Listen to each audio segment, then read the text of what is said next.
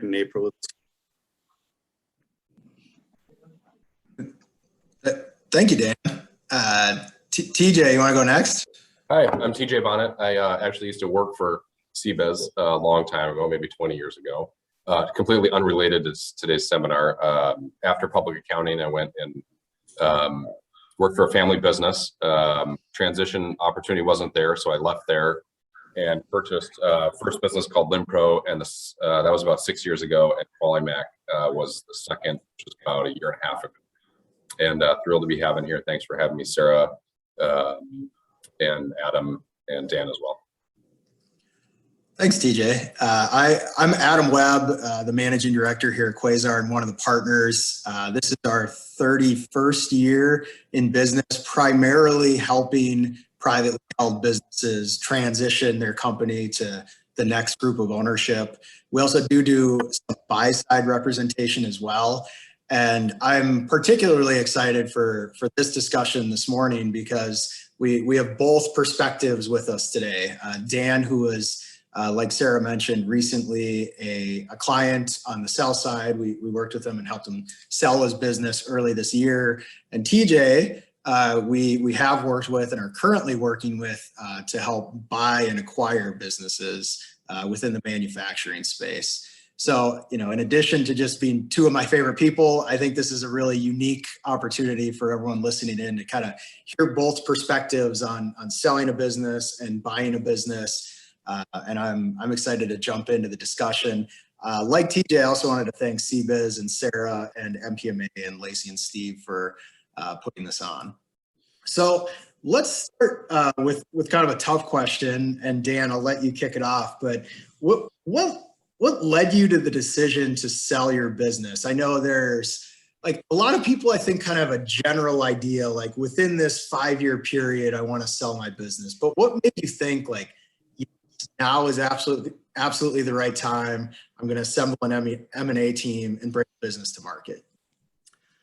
Well, about 6 years ago, we were going through a very fast growth period in the company, and I formed a advisory board to kind of assist and mentor me through the growth process. And one of the first questions that they asked me was, what do I have for an exit strategy? My answer was, I don't know what an exit strategy really is. Yeah. So we went through a lot of different scenarios. And one of the first things that we did was we hired my replacement basically within the business. That was a person that was experienced in selling businesses, getting them ready for sale, and just a real sharp individual.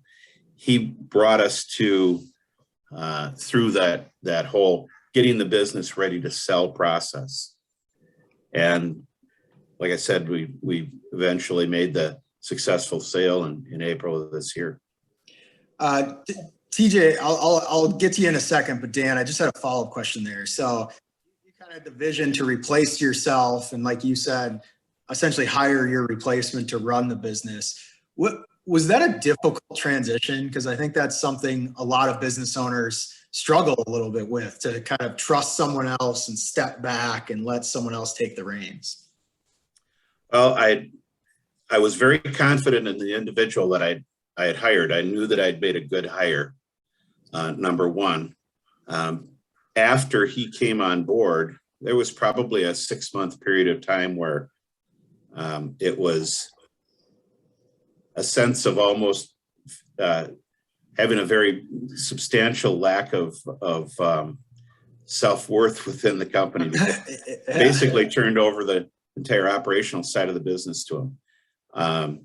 And then after that period, and we were working together on the strategic side of getting things ready to sell, and that kept me pretty busy. But there were days when I didn't have a lot to do, and I just kind of walked around and you're kind of the high level leader, right? Yeah, trying to keep morale up as high as I could, and making sure that everyone was comfortable in their situation, and keeping things rolling.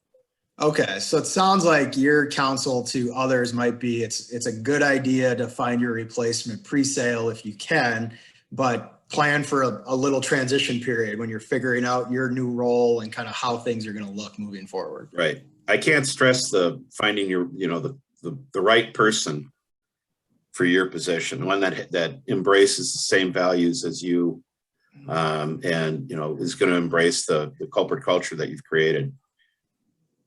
All right. Thanks, Dan. TJ, similar question to you, kind of what made you decide now is the time to buy a business?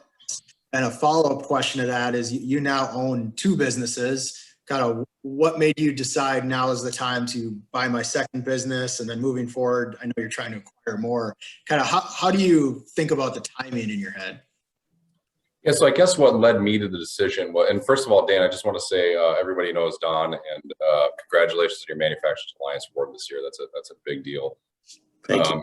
And on the sale, Adam, I had my father, my uncle, and my grandfather, all 3 of whom were in public accounting. My grandfather actually was a client of Schweitzer Karen and Bremer, the precursor to Meyer Hoffman McCann and CBIZ, and then he left public accounting, started his own business with a small loan from his grandmother.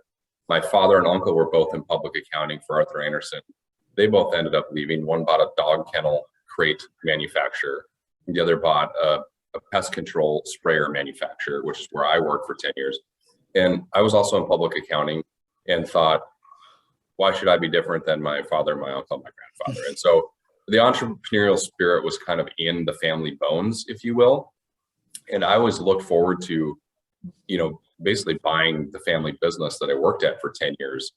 But I think my dad just had a really good situation where he was in Florida, I was running the business, and he thought that should basically last until he died. I had a little bit more of a sooner timeline than that. And so I sort of prepared the business best I could, wrote a letter of resignation, and started calling the suppliers to that business and seeing who would be, a seller.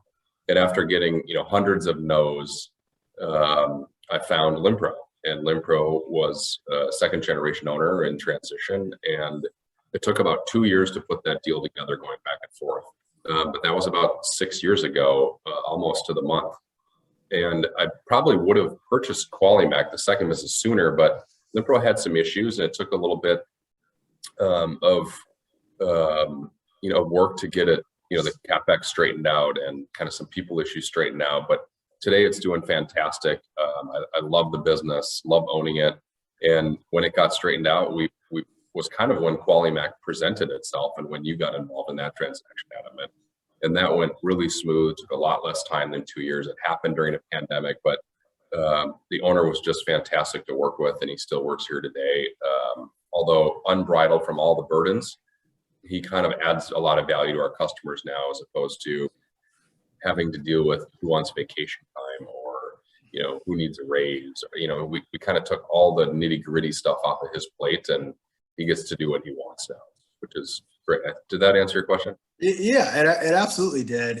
If you're to do that timing over again, TJ, would you have started to look for a business or a second business to acquire sooner, later, or are you pretty happy with the timeline you were on?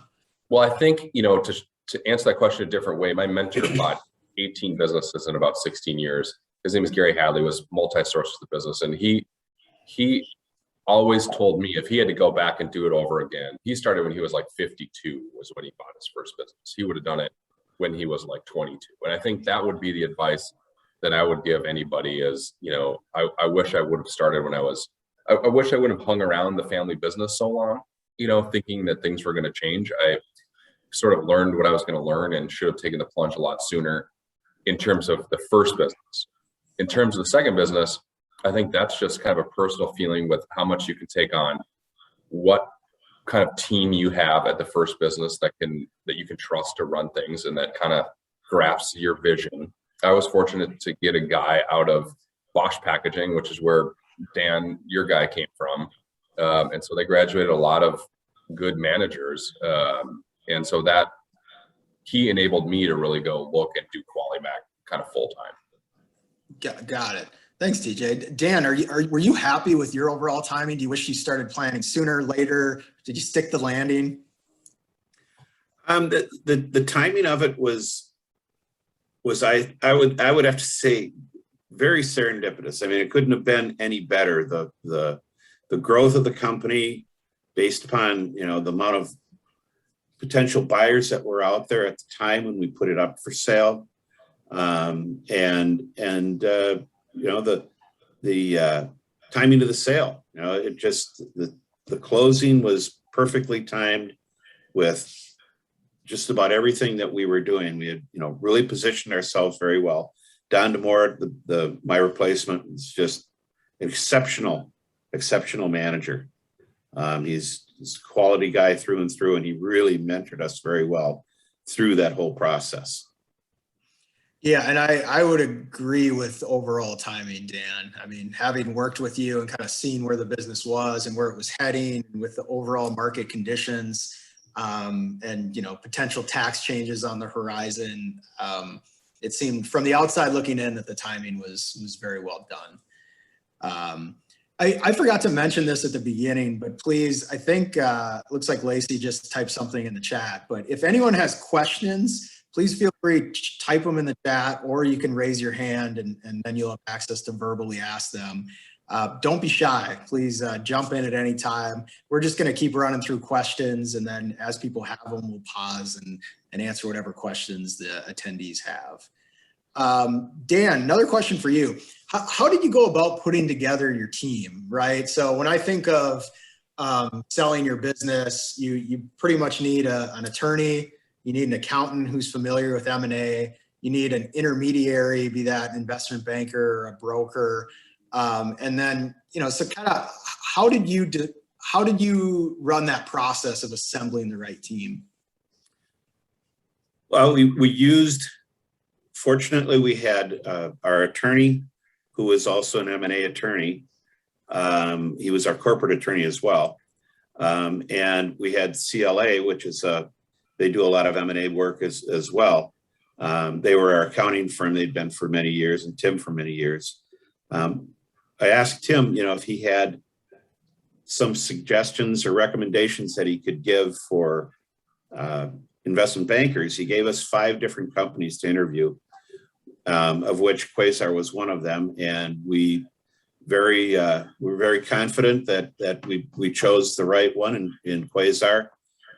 They were the heads up above everybody else that we had interviewed, as far as just a good feeling, quality people, high integrity, and ready to get out there and get after it. Well, thanks, Dan. That feels good to hear. I didn't know you had interviewed 5 different groups. So I think this was the first time I've heard that number. So thanks for picking us. I appreciate it. No.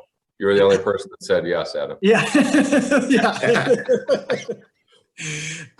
TJ, same question to you. Kind of how did you go about assembling your team? And then, as far as an investment banker goes, when you're buying a business, oftentimes people don't have one involved. And kind of how did you make the decision to get Quazar involved in that process? Well, my first year, we didn't have a broker, at least on the buy side. There was a sell side broker that was kind of representing both sides, and that didn't go well. It took a long time. The lawyers kind of, no offense, just kind of kept ringing the till over and over. And, really, we're getting involved in issues that weren't, legal issues. They were more business issues that needed to be solved through, a buyer rep and a seller rep. And so the first time around, kind of, you learn your lessons the hard way. And the second time around, I got you involved pretty early on in that process, Adam, just, so we could hold some tight timelines. So I didn't have to say, look, I can't spend 2 years of my life on this. Like, we need this or that document, or this purchase agreement signed, or this LOI to, by such and such a date. Otherwise, I'm going to vanish in thin air. Even if it's maybe how you feel, you don't want to, as a buyer, kind of say that to a seller. It's just, you just want to both be on the same page, I think, is the bottom line. And I think having representation really takes a complicated mess, Dan, as you know, you just went through it, and really kind of unravels it and kind of sets a timeline and said, here's the plan of attack. How are we going to get from A to exit, and are we all on the same page? And then you can kind of pretty much, tell if you've got a willing seller or if they're just kind of testing the market or testing the waters, and that's okay too. But it just, you don't want to spend a lot of time and money on it if it's just kind of we're just trying to test out here. Yeah, that's a great point, TJ. And I think a lot of our clients on both the sell and buy side are frankly surprised with how much of their time this process takes, even with us involved, right? It is, I wish I could tell everyone listening in, hire an investment banker and show up at the closing table, but unfortunately, it's a very involved process. It's involved on the front end, putting together, TJ, in your situation, search criteria and target lists. Dan, in your situation, it's more so positioning the company for sale and putting together the right marketing materials and crafting the right message to the marketplace, in addition to the strategic buyers list. And then as you both know, once you're out to market, there's a lot of questions coming your way. People want to have conversations with you both.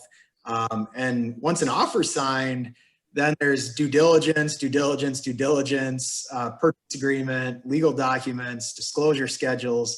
And so TJ, I think you bring up a good point that you're busy, right? You're a business owner. Dan, you're a business owner. You were a business owner, and you have a lot going on just without this process. And I think the more resources you can bring in and kind of outsource during the process, the more you can focus on continuing to run your business in the best way you know how, and you don't get your eye taken off the ball and kind of get distracted by the process, because you need to do both very effectively, right? Be engaged in the M&A process, but also continue to run your business because, in a sale process scenario, if you take your eye off the ball and the business declines while we're in the process, that creates a very difficult situation when you're selling. And TJ, kind of similar when you're looking to buy a business. So that's, I think that's really good advice, TJ, as far as kind of bring in resources for folks to help and kind of keep the project fully managed throughout the engagement. We had the deal team 6, Adam. Team 6, I love that name. It's Deal Team 6, but it's more like the movie Multiplicity. It's like several copies down where we're a little bit kind of drooly, but somehow worked really well together and just kind of in pushing the ball forward. And I just felt like that was a great team where everybody trusted each other and could work well together in going to accomplish like the end goal. And we had a pandemic in the middle of our transaction, and I mean, the seller basically said, hey, look, I got $500,000 in PPP. We'd like to deduct that from the purchase price and continue with the transaction. And we said, let's wait 3 months, see how business, goes for you. And our bankers were comfortable with that. Even through that, kind of terrible process of the pandemic, we were still able to get that deal done. I mean, I just think that shows a lot of grit on the team's part, to not give up on this. It's a great point, TJ.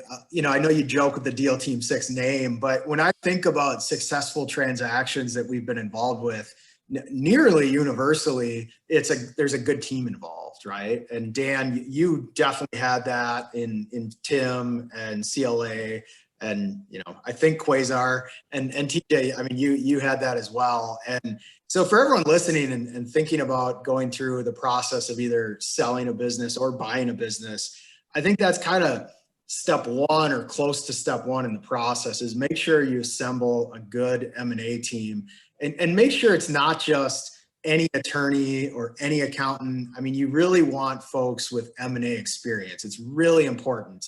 If you have an attorney who does your estate planning work and that's what they specialize in, that's great.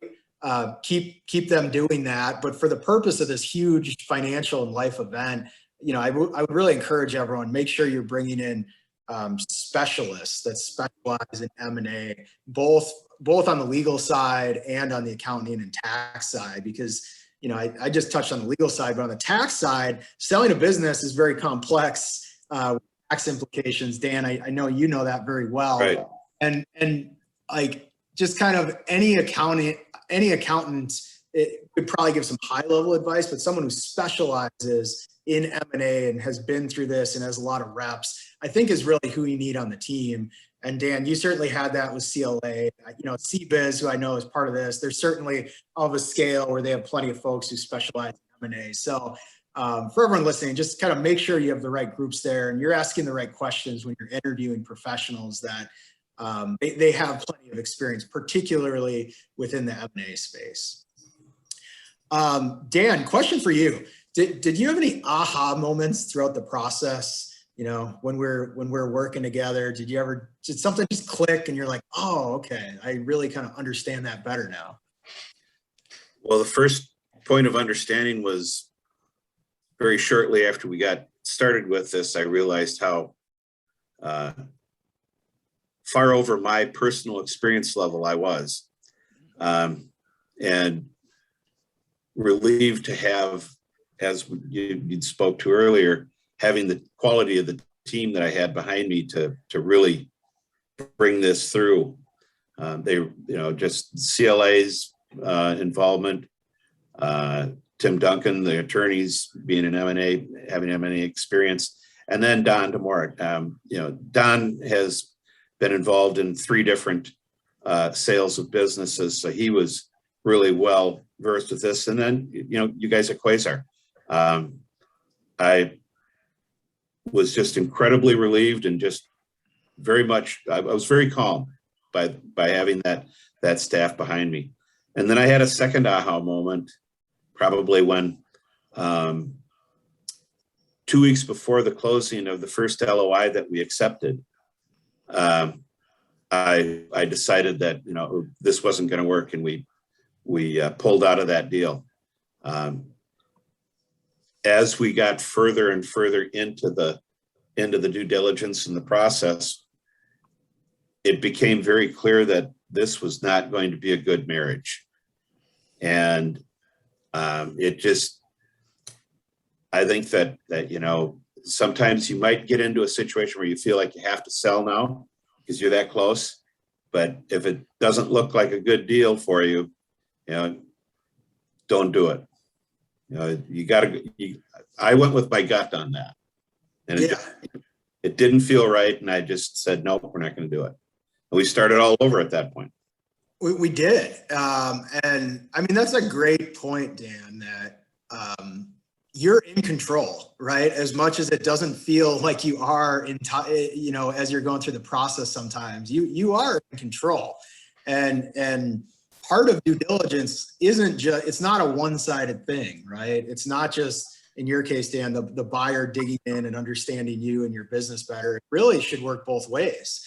And ultimately there's a disconnect, and the seller feels this isn't the right fit. Certainly I think that's the right call to say, hey, we appreciate all your time, but we're going to kind of go and look at other options. And I think in our case, the option we ended up with was a great option, right? I think it was a great outcome, and they seem to understand your business much better, and kind of were more comfortable with kind of how your business operated and your customer mix and things like that. And just culturally, it seemed like a good fit as well. I mean, they seem like good people, and we all got along well. And I think that's really important. TJ, similar question for you.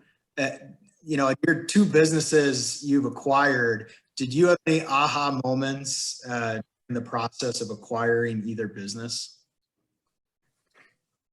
I think, the aha moments for me where, the advisors were maybe talking about some legal language, and the brokers were worried about a working capital true up, and, things were maybe just getting a little bit sticky and gummy. And I think, it always helps to, in the middle of that kind of scrum, pick up the phone and call the seller or the buyer, or, the person on the other end of that, right? There is a person, just kind of address the feelings in the room, because everybody can't win on every point. And I think, once you kind of say, oh, I think, this, you're pushing a little hard over here, there's some room over there. What, can we come together? Are we on the same page as this? Do we want to keep moving forward? I think those are the aha moments where, you're either on the same page or you aren't. And nobody's going to get everything that they want in these deals. So it's important to, not get beat up so much that you hate the other person. but just being able to pick up the phone and having an aha moment saying, Kim, let's not have the attorney spend $5,000, working through a $20,000 working capital true up issue. Let's, you and I discuss this and move it forward and tell them how to pay for it and move forward with the deal if that's what we're going to do. Yeah, it's a great point, TJ, about just communication throughout this process, right? It's easy to get, I think, really emotional during the process and kind of get into the us versus them mindset. Yep. And communication can make that go away, right? If you're openly communicating with folks, sharing your concerns, working through challenges together, the process goes really well. And I think having that mindset is really important on either side, right? If you're selling or buying, certainly the deal needs to make sense for you. But like you said, TJ, you're not going to win on every single point. There's so many things that need to be negotiated in a deal. And I think you brought up a really good point there. Yeah, if you're on deal like day 498 of due diligence questions, like I think there's just a broader conversation that needs to happen at around day like 32. I think that's true. It's funny, Dan, when we were working together, so the buyer for Dan's business was outside of the country. So we were on Zooms like this with about 20 boxes on the screen and people were all over the globe. And Dan, I recall, we had a lot of calls like that and due diligence calls. And TJ, to your point just now, at some point we just kind of cut it off and just said, hey guys, like, we have been through 300 questions. We've had 8 Zooms with 20 people on it. Like at some point buyers do, I think, need to either be comfortable with the business and moving forward or not. Or move on. And I think that's important. You can't allow an endless due diligence process. Right? At some point, there needs to be a start, middle, and an end to get the deal done. And Dan, you probably have flashbacks to many early morning Zoom calls with way too many boxes on the screen getting through the deal.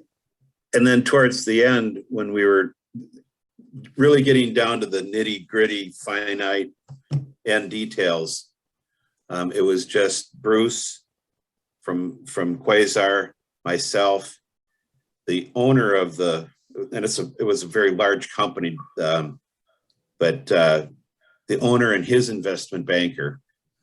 And it got to a point where their investment banker was definitely pressing to pull money off of the table for different elements. And I just kind of stopped the conversation and I said, Bruce, you need to go to the neutral corner, and Michael, you need to go to your neutral corner.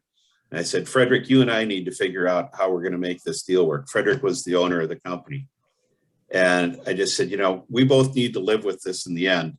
So let's you and I figure this out and leave these two guys on the side. We don't need to hear from them. Let's you and I figure it out because we have to live with it. They don't.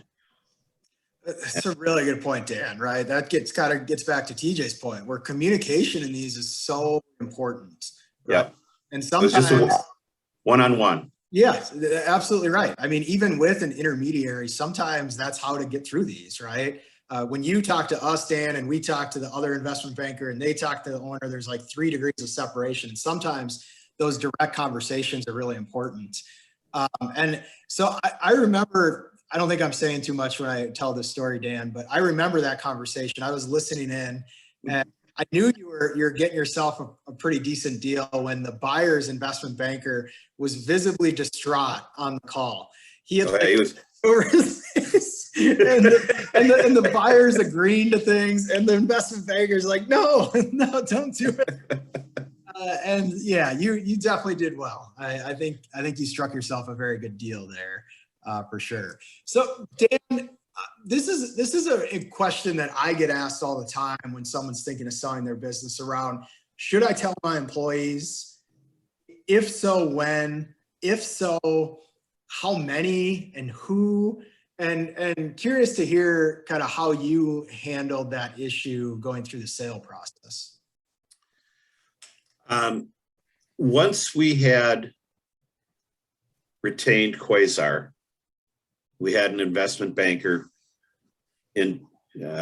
under contract, that was when I told my senior management staff that this is the direction that we're going. We're putting the business out for sale, and made every attempt to get them to embrace the process. Helping them understand what the process is going to be during the sales cycle, and being upfront with them with where everything was at, how we were proceeding, what we were going to be doing, and as far as the balance of the company. Once we had a signed LOI, then I had an all company meeting and told them, that we have a letter of intent to sell the business, and gave them the reason that, we're growing very fast. We need additional financial resources to maintain that growth path. And everyone knew that we were, the level of clients that we had, that, they were big clients that were going to be very demanding. We were going to have to make some substantial financial investment. And we needed that extra horsepower. And, I thought it went very, very well. I think everyone was feeling like they weren't being, I'll say, led astray or just not being involved. I think we kept everyone very involved from a senior management perspective and well informed. And when the time was right, we told the rest of the people. I think the way you handled it, Dan, was the way to do it, right? You can't, I don't encourage clients to just announce to all the employees on the front end that you're selling the business, but bringing in kind of the right group of people, bring them up to speed, and do so with a really positive message like you did, right? The message doesn't, it's not I'm leaving and selling. It's we're rapidly growing. We need additional kind of resources. This is going to be a really good opportunity for everyone involved, because people and companies don't buy businesses to shrink them, right? They buy them to grow them. And oftentimes they're bringing an additional level of resources that current ownership may not have. So I think you handled that really well. Dan, I'm seeing an audience question. Just what size was your company, Dan? Anything you're willing to share on the size of PHS West, I think would be appreciated. When we sold, we were at about 18 million that the year that we sold, on target for in the next 3 years to hit 40. Yeah, the growth was substantial, right? I mean, it was really impressive what you had done kind of a few years prior to sale, and then where you're headed was really a nice growth trajectory. Approximately how many employees, Dan, do you have at time of sale? We had 42 total. All right. Thanks, Dan. Yep. TJ, when you bought Qualimac, which was the second business you acquired, did you bring employees or senior management into the fold on what you're seeking to do? And, follow-up question, you're now actively searching for the third business. Kind of who is the know on that, and kind of how did you go about that conversation? So maybe to answer your previous question, who do we tell? Now we tell our management team that we're out actively pursuing, leads. Here's what we'd like to have happen in terms of timeline and what the management team would look like if that transition happened. A lot of times people volunteer and say, oh, I could go and work at that facility. But when I bought Qualimac, we moved over Dave, who was running Limpro, to run Qualimac. And then our operations manager there, Nick, who was really ready for the job, probably sooner than he got it, but he was made president at Limpro. And so we have two presidents at these two businesses. They're both banked from different banks. They're basically standalone businesses. And now with my management team, we want them to be involved in the management presentations when and if we go to sale, which we think will be 6-8 years. And then we have specific goals around what our business wants to look like in terms of, metrics, revenue, and, EBITDA or cash flow. And so we're making our decisions, based on that today. Got it. What's going to happen 6 and 8 years down the road. Got it. What, TJ, when you look at businesses to acquire, what elements of those businesses are you looking for? What things do you find attractive? But besides a good buy, right? You're going to want a good buy. Dan, I'm going to ask you the same question. And obviously you wanted a fair valuation, but what are some of the elements beyond that? I mean, we, basically like 3 or 4, key metrics is what we're kind of looking at is, number one, how long has the business been around? If it's been around, 10, 15, 25 years, obviously they're providing value to their customers, and that's, important. Second, I would say, is customer concentration. And this just basically gets to kind of a value question. It's okay if you've got a 45% customer or even a 55% customer, but we'd love to see is, no one customer is over 20, 25%. That just doesn't have those large concentrations. It just makes things a lot less, risky, from a financing perspective. Really, it's got nothing to do with my risk tolerance. It's more, what do some lenders want to see?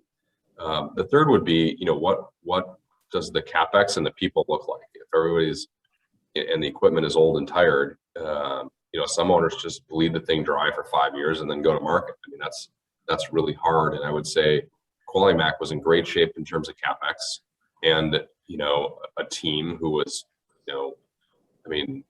just ready for the next challenge in their careers. Whereas Limpro was a lot more, a little bristly among the employees. It was not really, team-based or cohesive. People didn't solve their own problems, expected everybody else to solve them for them. And then the CapEx was, in really, really rough shape. We did all the due diligence in the CapEx, but you can look at all the repair, bills and invoices that you want, but it doesn't tell you really, how important that particular machine is in making your customers, get their parts on time. And so, it's good for us to see those mistakes early on and recover from them. And then the management team, I think, it's really going to be a learning experience for them going through the sales process. I think that's a good thing it makes them more seasoned. We're talking about metrics around revenue per employee about a business when we go in. What value added margins can they add? Not necessarily, do they make money on the bottom line? What we're looking at is what value do they add in terms of revenue, less outside services, less, wages, do they have into a product? And we can sort of take care of the rest. And owners looking to exit, I mean, they can exit tomorrow, or like Sean, they can stay on. And that happened in our first case. The owner literally took the laptop with all the financial accounting, info on it, and literally walked out the door. Or, Sean, who I run decisions by him every day, and say, what do you think about this? What do you think about that? And, he gives me a lot of insight in terms of, what equipment we're buying, or, what hires we're making. And so that's obviously the collaborative, type that we would want and look for. Yeah. And that last point you brought up, TJ, to follow up on. I think as a buyer, having kind of a flexible mindset around certain areas is extremely helpful, right? You have the mindset of if the owner is active in the business, they can leave very quickly and you'll figure out a way to put a team in behind them, or they can stick around for a while, possibly a long time, right? And just kind of be part of the team, and they're taking chips off the table doing that. And that expands your universe of possibilities, right? If you went in with a very specific desire there, you're just going to shrink the pool. I think so. I think that's been really helpful in your search. We talk to like a lot of private equity guys, and they say, once money transfers to the owner, they become utterly worthless. And I couldn't disagree with that more. I think Dan is incredibly helpful to Don DeMorit and that team with any needs that arise. I think Sean has been, completely helpful, and is here every day, wants to see this business succeed, partakes in every Monday morning management meeting that we have, is excited to do it. And so it's there's some differences between buyers too, and how those sort of decisions unfold. So Dan, similar question to you, kind of outside of the valuation and the numbers, what was important to you in a buyer? What were you looking for? Well, first of all, we've recently won, PHS has won a national award for Small Business Manufacturer of the Year. On a national basis, we won the St. Paul Business Journal Best Place to Work for Small Business award, and then we won another Manufacturers Alliance Manufacturer of the Year. That culture that we had created of excellence and continuous improvement, team building, all of that was incredibly important for me to maintain that business model, that corporate culture with a buyer, that they were going to embrace that same culture. And at the same time, make sure that they understood the need for additional resources and from a financial perspective, and they understood the opportunity that we had out in front of us, and were willing to embrace that and go after those opportunities, as aggressively as we possibly could. And it had always been a family business, and I managed it like a family business, with a lot of I'll say personal involvement with my employees. I knew every one of them. I knew their families. I knew their kids, and I wanted to make sure that part of the company stayed, intact on a go forward basis. Got it. So that was, that was critical for you, right? Yep. You need to be very, very comfortable with the buyer, that you're leaving the business and all the employees and all the stakeholders in good hands. And maybe with that first buyer you mentioned, you maybe had a concern that might not be the case after we got through some due diligence process, correct? Yeah, it was real apparent. They came in at I'll say the 11th hour. They came in with a very much of a business perspective that the best way that I could put it is they were positioning themselves not to lose. They weren't positioning themselves to win. Great points. Yes. That spoke very loudly to me, in that, okay, we're going to hedge our bet at every corner. Well, that's never been me. I'm a risk taker. I look at things and say, okay, how can we make this really grow? How can we make how can we build something here? It's a really good point, and kind of gets back to something you had mentioned earlier, Dan, around just you're in control. There needs to be a cultural fit and a philosophical fit, right? Whereas, that buyer you just mentioned, they did kind of try to protect the downside more so than maximize the upside. And that's not how you thought about the business, how you ran the business. And that was a bit of a disconnect, right? So I think that was ultimately the right decision to go in a different direction. Let's talk about something fun, closing day. Dan, what was the day of closing like? Did it meet your expectations? Were there balloons coming down from the ceiling? Kind of how did things go?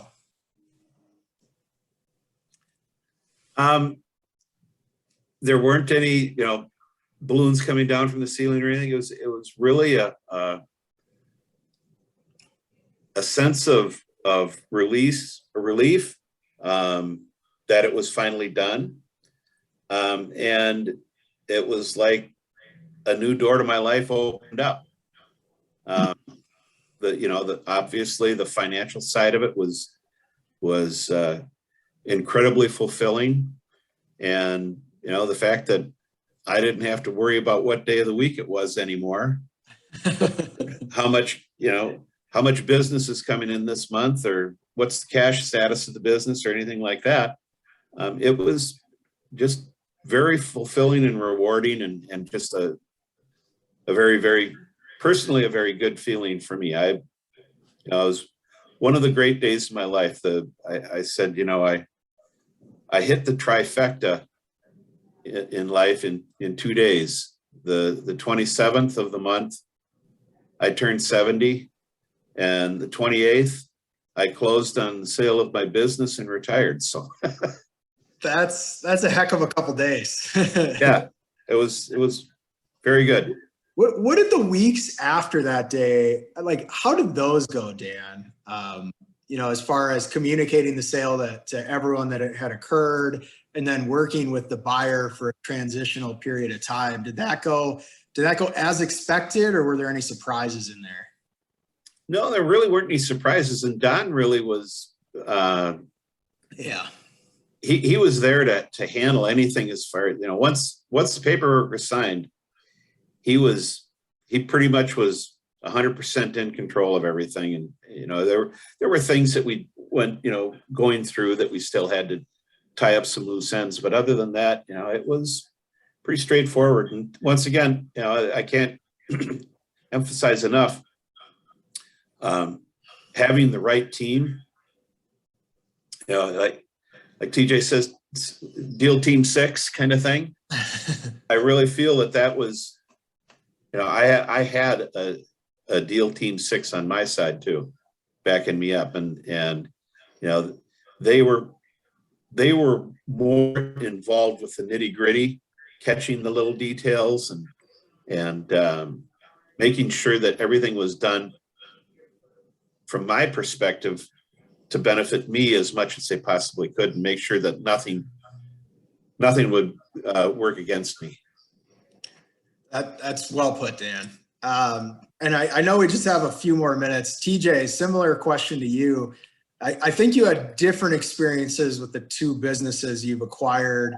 I think one post-closing went a little bit more rocky than the other, and would love to kind of hear your perspective on what the differences were and if there's any lessons learned there. Yeah, I mean, the first time around, they put in that they wanted scrap, like in the purchase agreement at the 12th hour before it was finally signed, like a day before we took possession of the business. And so we had a hard time identifying what was scrap and what wasn't scrap. And they wanted to say everything was scrap. Of course, yeah. We wanted to say that we could actually use some of this material in jobs for our customers. And it basically turned into an argument where they walked out and ended up keeping accounts receivable that were rightfully ours. And it just kind of spiraled into a not great situation. And when you're a new first-time buyer in a new business and you need that accounts receivable to fund your business operations on a brand new deal, which you've just levered with debt, it's not a good feeling. And so there was a lot of struggle around that first deal. And the second deal could not have gone better. I mean, just had a great owner, good family, good team. And that's really what you want. And there was a lot of sticky issues to get through, but we just had a way of getting on the phone and talking through them. And we never carved out inventory at QualiMac. And we walked in the back and there was, I don't know, probably $80,000 to $120,000 worth of bar stock and, just all kinds of material. And I said, what do you want to do with this? He said, well, you can have it. And Yeah, that was the perspective was, you bought the business, you paid, several $1 million for it, and this is now yours. We didn't need to paper it or argue about it or, sort of done. So TJ, do you think the difference between the two is kind of just the people involved, or were there some lessons you learned from the acquisition of Limpro that you applied to QualiMac to make that one go a little bit smoother? I think it really comes down to the team. Everybody kind of has to be on the same page. And if you're all on the same page, you're not really going to argue about, whatever, $5,000 issue comes up. You're going to just resolve it and move forward. Got it. And that I think makes a big difference. I'm going to ask one more question, and that might save just a couple minutes if anyone has questions at the end. But, Dan, for all business owners listening, what one piece of advice would you share with them if they're thinking about selling their business? It would be make every effort to put together the right team in the right seat. Make sure that you've got people that you can trust and they've got the experience level to do the best possible job for you. When you're selling your business, I guess, don't be afraid to spend the money to get the best people. Buy quality people if when you're doing that, because it will pay off tenfold whatever you invest. It just doesn't pay to cut corners on that. Get a quality investment banker, and I can't recommend Quazar any higher. I've already referred 2 more people to you. Thank you, Dan. And one, like you said, the attorney, the accounting firm, and have a personal mentor. That would be the other thing. Have someone that's been through this. If from a board member or a hire, someone that you hire to come in and help transition. From an inside perspective, assemble the right team. Got it. I think that's great advice, Dan. And the idea of don't be penny wise and pound foolish when you're kind of thinking about professionals, right? It does cost a little bit of money to get the right team, but keep your eye on the prize. The prize is the finish line. The prize is the kind of big check you're going to get at the end of it. Lacey, I see you unmuted. Do I have time to ask the same question to TJ? Absolutely. In 30 seconds, TJ, what's your biggest piece of advice for anyone out there thinking of buying a business? I mean, I think it's incredibly rewarding. I would talk a lot more about the emotional roller coasters than I would, the financial issues. I think the finances, as long as you put a good deal together and you've got good bankers involved, are going to work themselves out. I think, it's, you really need to have a kind of a come to Jesus with yourself about, hey, here's the emotions I'm going to go through. We might have 3 deals that don't work, which we have a lot of resources tied into that completely fall apart. You have to be okay with those things. And then I would say, call as many Dans that you can get on the phone and talk to them about what they want to see in a buyer. You've been a great resource today, and it's been a pleasure. And I appreciate your making time to do this. That was really nice of you. Yeah, I'll echo that, TJ. Dan, thank you very much. TJ, thank you very much. Both of your kind of openness, and is just appreciated. I think everyone listening in benefits from that. It wasn't necessarily a perfectly smooth process for either of you, selling or buying, and that's kind of normal, right? So I think being willing to share that with everyone listening in is really appreciated. Thank you for being part of this. You bet. My pleasure. Lacey, any closing words you have? Yeah. So, I mean, we have maybe one, quick minute just to see, if there's anything that you guys had that surprised you the most about the process of all this, that you did not expect and it happened. I don't know that I had anything that really surprised me, because I had a lot of people that were telling me, okay, this is going to happen. This is going to happen. This is going to happen. I had, once again, the team that I had prepared me very well for what to expect. So, that's once again what I'll go back to is put the right team together. Yep. TJ. I would just say, the most rewarding part is I've had a lot of young people or people in the middle of their careers reach out and say, how did you do this? How do you go about doing this? And that's been really rewarding to kind of give back and maybe help people avoid some mistakes and pitfalls that I made with kind of, real life examples of how I, made them, and, admitting your blunders, just so that other people don't have to go through it, because it's not a perfect process. And it does take a lot of mental fortitude to get rid of it, whether you're a seller or a buyer. It's a big, long process, whether it's a little business or a huge business. It's a similar process, and just got to stick with it and get a good team together. That's great. Well, thank you guys so much for taking the time to speak with us today. For all our attendees, just so you know, this has been recorded and we will be sending this out to you afterwards. Save the date for the final session 6 on January 25th. Thank you again to Quazar. Thank you, CBiz. Thank you, Dan. Thank you, TJ. Please let us know if you have any other questions. Thank you, Lacey.